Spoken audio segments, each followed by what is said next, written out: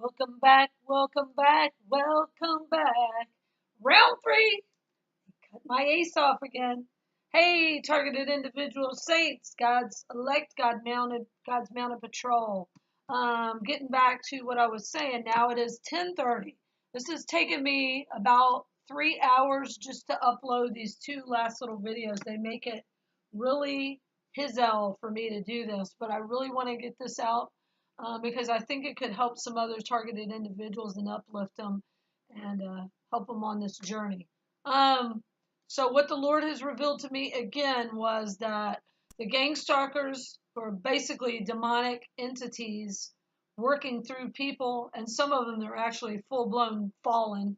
Um, their goal is to keep us at a lower energy so they can feed off of us like bottom feeders. And how they do that is by keeping us upset, fearful, angry, exhausted. They can't really get me fearful anymore, but I was starting to get angry, and I even came out and said it in a video. So I won't keep getting into that. Just listen to the last video I put out, which was titled number 1 and number 2 of tonight. Today is November 6, 2017, and the time is 10:27. Um, okay, so basically today the Lord had me on a field trip with him. He was my teacher, and it was awesome. And I walked all over the city. I witnessed some demonic, happenings going on, which I won't get all into because bottom line is he's showing me how they could not affect me once my energy was back up.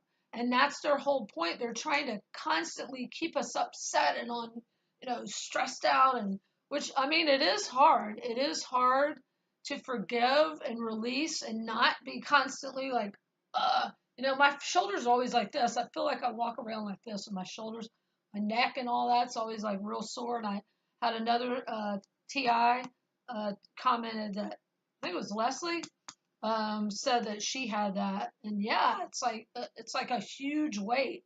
I also believe maybe that's our wings that are under there. I don't know. We're gonna fly away. Oh, that's another cool thing. About 3 or 4 days ago, it was one of the days I didn't make any videos. I was walking back to where I was staying, and this woman is going by, and she yells as she's going by, "Fly!" And I go, "What?" And she goes, "Fly!" I go, "What?" She goes, "Fly!" She said "fly" 3 times, and actually what she meant, and then she pointed, because I didn't get it. She pointed, and my zipper was down on my pants. But it was funny that she used the word "fly." She didn't say "your zipper's down" or "go like this." I would have never said that. I would have gone, "Hey, honey, your zipper," or something like that, or just "go like this," or "look down. Oops, you got something open there." You couldn't see anything, but it was just very funny that she chose the word "fly" and she said it 3 times. And I believe that's because it's time for me to fly.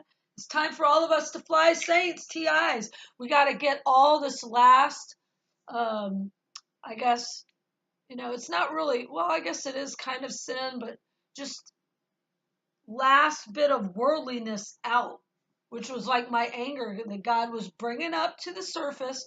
And I think that's why my attacks were so hard, was to get that last bit out of there so that our energy can be raised up and we can ascend up into heaven and get our light bodies and come back down and slay the fallen aces. Okay, so here's the cool part. So I had a couple of dreams, and the first dream, I had I'm going to read it off here because they're kind of long and I want to say exactly. Okay, I got woke up at 4:30 a.m. I don't know if it was exactly 4:30, around 4:30 a.m. And I didn't go back to sleep again until 8. And then, so the next dream I had between 8 and 9, and then I got up. And a lot of times I'll just stay up then, but I was just completely exhausted. And I was like, I really need at least 5 or 6 hours sleep, Lord. So I went back to sleep. But anyway, um, when I woke up from this dream, the words, "it tells of us," but it was like it was being said instead of it tells of us, it was it tells of us. Like it was all one word. Hold on. You might be able to witness something going on here. Wow. Got a flashing light out there. Anyway, I digress. Sorry about that. That was freaky. It was right shining in my window, and it's like this isn't like a main thoroughway where I'm at. Anyway, it says, I heard when I woke up, first thing I remembered was a voice said, it tells of us. But it sounded like all one word. And then I realized it tells of us. And then a period, and then James. And I immediately knew it was the book of James. This is wild, y'all. This could only be from the Lord. The Lord guided me to read the book of James. And I don't know, I mean, I know Revelation really well and a couple of the other ones, but James, I don't really know that well. And the Lord said, read the whole thing. And I thought, man, I got so much schoolwork and stuff to do. And I really wanted to go outside for one day. And I felt like it was going to be released today, which it was. And that's why the Lord had me out in the midst of it, witnessing what was going on. And we're highly sensitive, saints. We are highly sensitive. We pick up on all these demonic entities.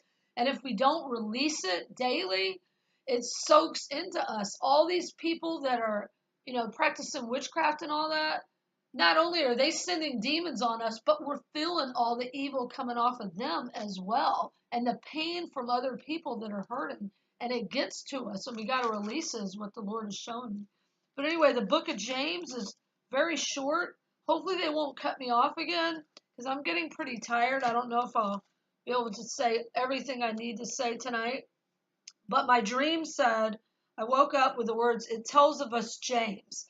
If I get cut off, all you TIs especially, and the saints, need to read the book of James. It's only 1, 2, 3, 4, 5, 6. It's only like 7 pages long. But it tells about what's going on with us. Now for my dream. My dream was, I was in a hotel. Funny, because that's I'm in a motel. I'm in a crackhead motel. Oh, snap. Hey, is it time for the free 5 o'clock crack giveaway? Oh, snap. That was Dave Chappelle. Bad imitation of him, but anyway. Yeah, it's a crackhead motel, all right. Bed bugs for me! Yahoo! And no, that's not what's biting me, all right? I thought of that too. I was like, is that a bed bug bite? No, it's not.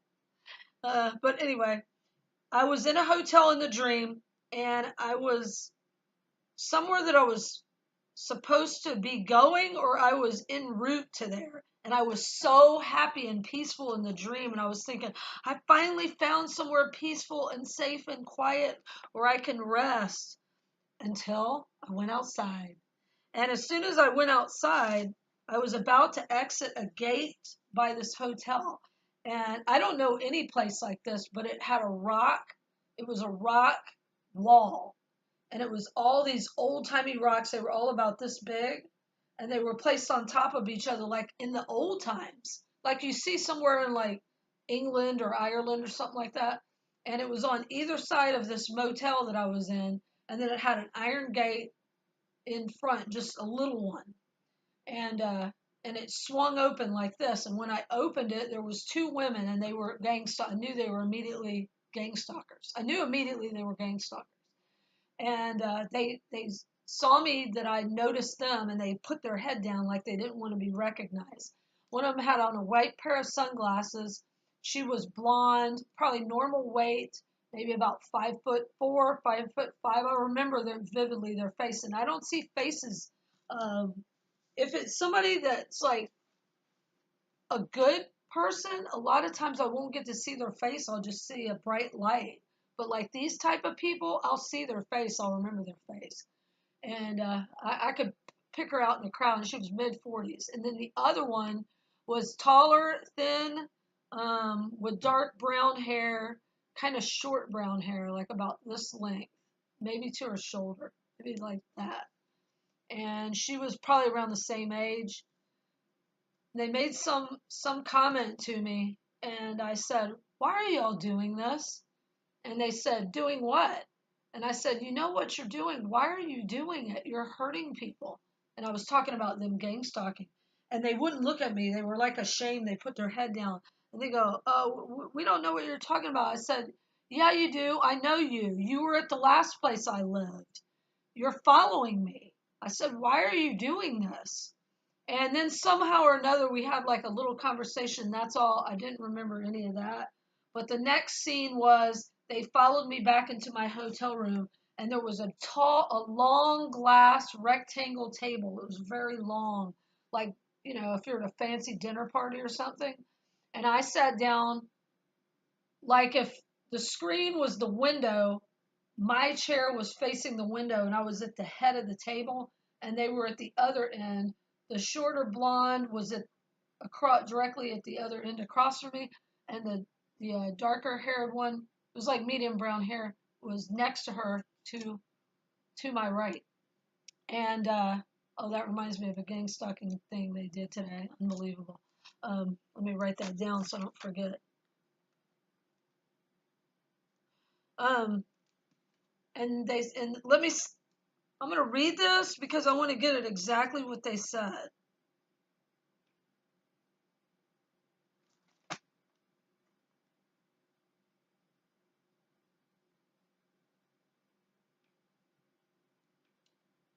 Okay, all I wrote down is they begin making small talk. I can't remember what was said. Okay, I was hoping maybe I wrote it down, but the Lord, maybe it wasn't important, this part.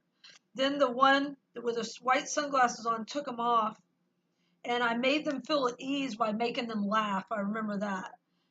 And then as soon as I made them laugh, then I asked something serious, and it might have been to the effect of, "Who's in charge of this? Why are y'all doing this to people? And when are you?" And then I did say that I wrote this down.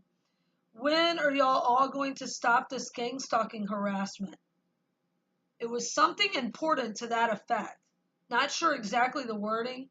And then they said, "You're in charge." Yeah. And I said something else. And then the one with brown hair on the right of the table said, "You're the captain." That is the exact words I got. I don't talk like that. Captain. Put a little captain in it. Captain Morgan's, haha. Then after that, they got up to leave, and I followed behind them. And they were saying they had to go check in. They were getting into the hotel, but I knew that they weren't going to stay there because I'd called them out, so they weren't comfortable staying there. And then they turned and they exited out this same rock gate that I saw when they came in, and it had an iron gate part and a rock wall with an iron gate part, and they went to the left again. And then they said, "You're welcome to come visit us anytime," but I didn't know their name, and they didn't have a room, and they didn't give me any information. So I knew they were just trying to be like pleasant or whatever, cordial. And then I turned around again, and right as I did, the brown-haired one said, "You need to come lock the gate from the inside. We can't lock it from the outside." I know that's something symbolic, maybe of like shutting something that's not supposed to be revealed yet. I have to actually shut it. But it was interesting. They said I'm in charge of the gang stalking ending. Yeah. And that I'm a captain. So I'm asking on revelation on that from the Lord right now. I haven't been able to ponder on it today because I've been literally out in the field all day doing demons, learning about what's going down on this earth. Not doing demons. That sounded bad. Learning about demons and what's going down on this earth, and kind of more a little bit about my purpose. And he's been telling me, you know, what the purpose of the targeting is and to come back and help y'all. At the end of my lesson, which lasted all day, I was literally out in the field like a field trip, like you're in school all day, asking the Lord questions, and He would lead me with signs and all this.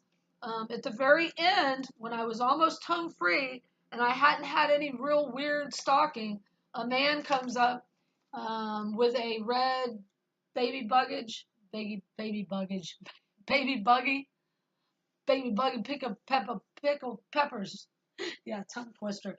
Anyway, and I could just feel his energy was not good, but I chose not to look at him But you can still see them out of the corner of your eye, but I'm not staring at him. I'm trying to look this way and just notice it was already dark, but just like try to look away and notice the lights and stuff. But he didn't let me. He made me notice this, and he yells real loud to the kid in the stroller, red stroller. Where's your left? Where's your left? And she mumbled something. I could barely hear the child, and he was talking like a booming voice. Nobody else was on the sidewalk, so was directed at me. And then he goes, show me where your left is. And then right as he got past me, he's coming this way with the baby buggy, and I'm going this way. Right as we're neck and neck like this, he goes, point to your left as far out as you can. Where's your left? Show me your left. And she goes like that right to me. And the Lord said, that's how they're getting the little kids seemingly to do gang stalking. Hello. They're training them like this back when they're little babies in the baby buggies. Is that not wild? This could only be the Lord showing me this stuff. I would have never thought of that on my own. Now, here's a picture of my red eye that I told y'all. They do this, and I look like a psycho because I'm going like this, but it's because I was opening my eye as wide as I could go. There's military man revving his engine right now. What time is it? 10:42 at night. Yeah, he does this a lot. He'll just rev the engine, won't go anywhere, and then slams the car door shut. Anyway, I opened it as wide as I could, so I look like a nutbag. But I wanted y'all to see, and this isn't even as bad as it was. I didn't think about